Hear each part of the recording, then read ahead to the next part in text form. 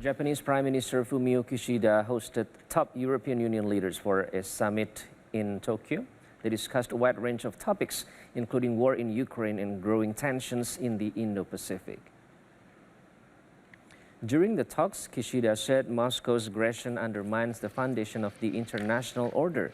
Responding Japan's concern, European Council President Charles Michel and European Commission President Ursula von der Leyen thanked Japan for Tokyo's solidarity on Ukraine.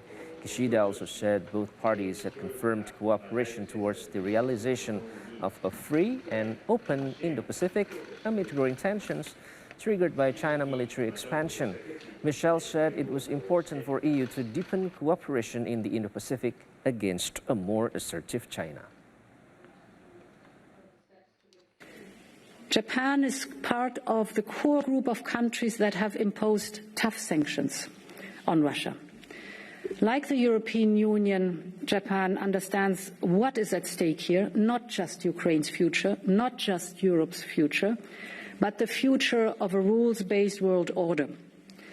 And this makes it all the more essential for like-minded partners like the European Union and Japan to strengthen their relations. And this is why we are here today.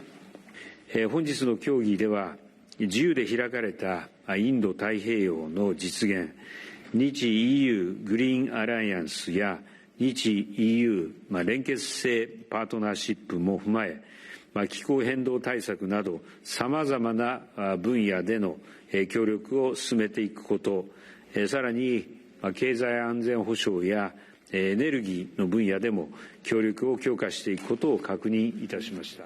Meanwhile, in a press briefing in Canberra, Australian Prime Minister Scott Morrison said he disagreed with the Chinese ambassador, who said Chinese government interference in the Pacific is of no consequence.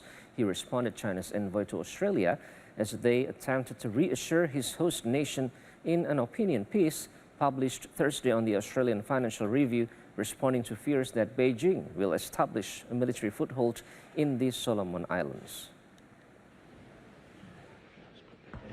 You won't be surprised to know that I don't agree with the Chinese ambassador to Australia, who is writing in the Australian Financial Review today, that Chinese government interference in the Pacific is of no consequence. I think it's of great consequence. I think it's a great conference. I don't sort of want to give any amplification for the views of the Chinese government in seeking to provide some sort of succour to that type of view. I don't support those views. I support the Australian national interests, not the Chinese government's view of what national interests are, whether it be in Australia